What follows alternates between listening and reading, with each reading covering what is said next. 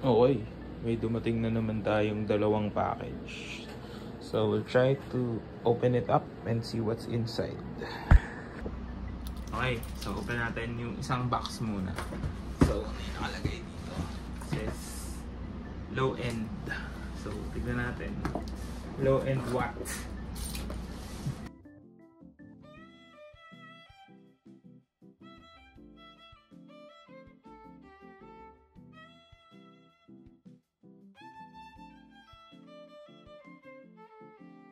So ito yung laman ng case.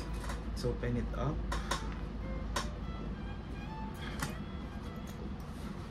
Zipper.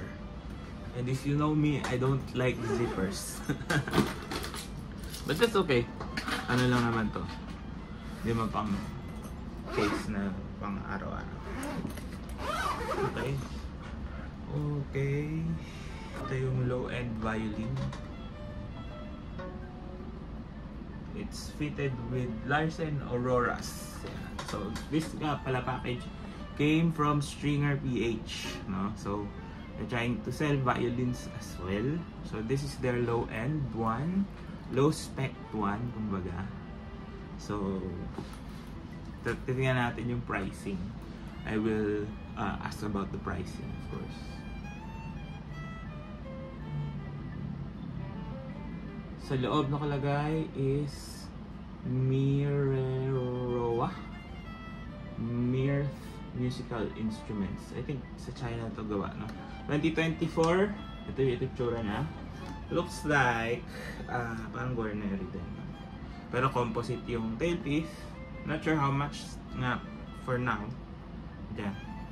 So we have a composite tailpiece and these pegs. Okay, yan. So, tinono ko na siya. And it has a bow with the case. So, testingin natin. With Konti Rosin, wala dito yung violin ko ngayon. So, we'll have to do with what we have. So, testing. Nice.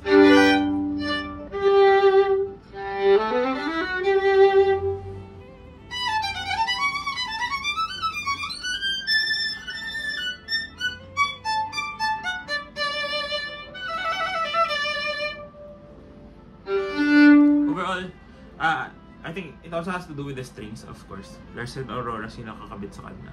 But it sounds good. Very responsive yung instrument. And the feel on the hand, it's very light. Lightweight siya. And it's also pretty good sounding. No? Hindi siya super piercing. It's not too bright. But I think it's in the middle. Siguro kailangan pa ma-break in. Since this is 2024, almost brand new. So, we'll have to see how the sound changes with this one.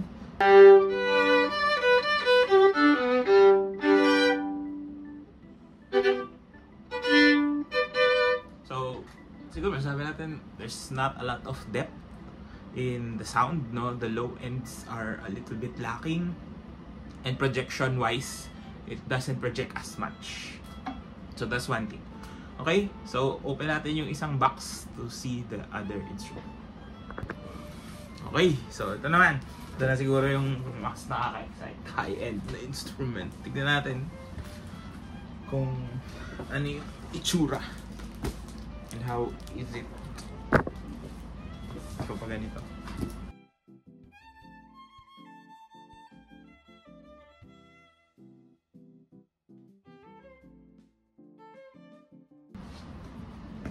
So this one may cover, but again, it's zipper, so still not a fan of zippers. But this one has a latch, so mas premium yung case niya. Okay, so we have this violin. Wow.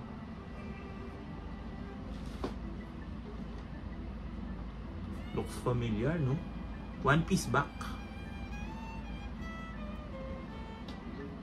This is Tubal, still from Mirth, when 2024 pati siya.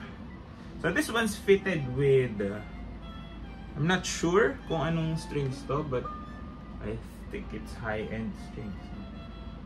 Haven't seen this from Larsen. I need to do a little bit more research. Okay, so testingin natin siya. Setup ko lang, tono ko lang. Ayusin natin. Okay, so ito na. Testingin natin siya. Hindi ko magamit to kasi wala akong rosin. So bago yung bow na. The bow, this one is heavier than this one. So let's try it out.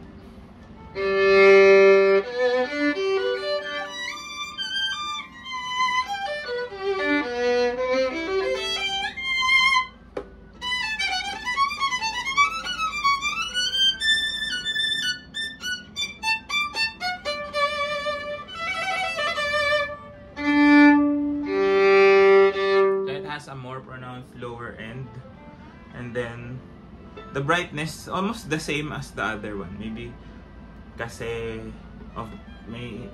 because of the strings, but I think overall sounds good.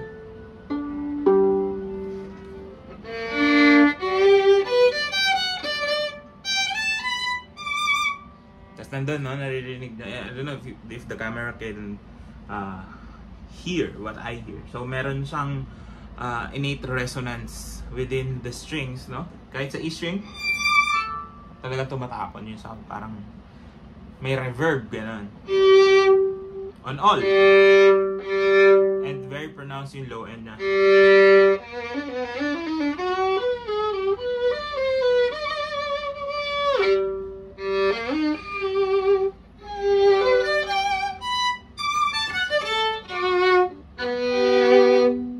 Syempre, these are new instruments, so also need some breaking in. So tingnan natin kung over the course of a few more days maybe mas gumanda yung sound niya. But this is initially it. So tingnan natin, no, in upcoming days kung ano yung magiging sound pa niya, and if I could get more details about this instrument.